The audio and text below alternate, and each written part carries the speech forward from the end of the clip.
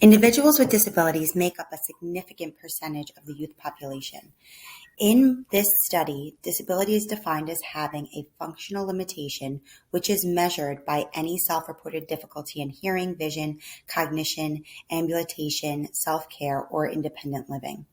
In the United States 2018 Disability Status Report, it's found the overall percentage of individuals with a disability aged 5 to 15 was 5.4%, while the overall percentage of individuals with disabilities aged 16 to 20% was 6.3%.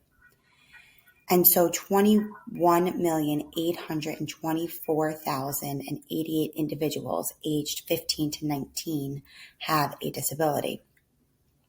Overall, individuals with disabilities experience reported differences in health outcomes that relates to higher rates of unmet healthcare needs, unhealthy lifestyle behaviors, mental health and chronic diseases, and social detriments of poor health. In terms of employment, the gap between the rates of working-age people with and without disabilities was 42.2 percentage points. The difference in the median earnings between working-age people with and without disabilities who worked full-time was $8,700. The difference in the poverty rate between working-age people with and without disabilities was 16 percentage points. To exacerbate this fact, researchers have found that smoking is a strong predictor of material hardship, and state tobacco use contributes to stress, and stress in turn encourages smoking.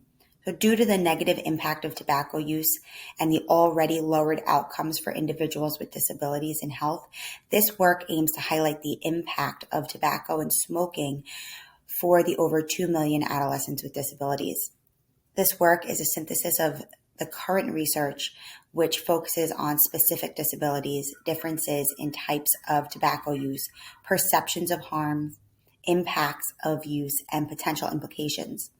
And this paper aims to provide a rationale and potential supports for interventions aimed at adolescents with disabilities to minimize tobacco use. Through methods, there were several studies gathered using keywords such as tobacco, disability, adolescence, prevalence, impact, tobacco consumption. And the major inclusion criteria included peer-reviewed journals only.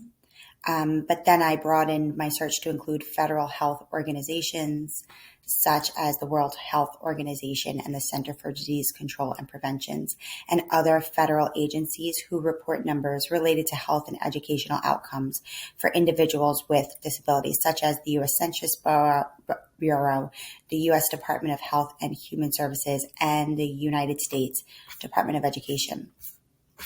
Ultimately,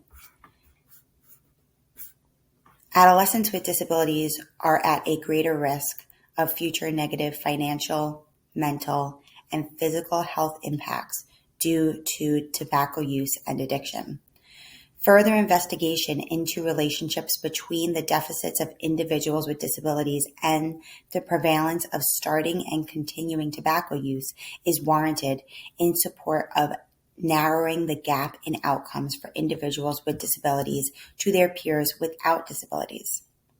Lastly, a further examination is needed into evidence-based practices to support outreach efforts for adolescents with disabilities.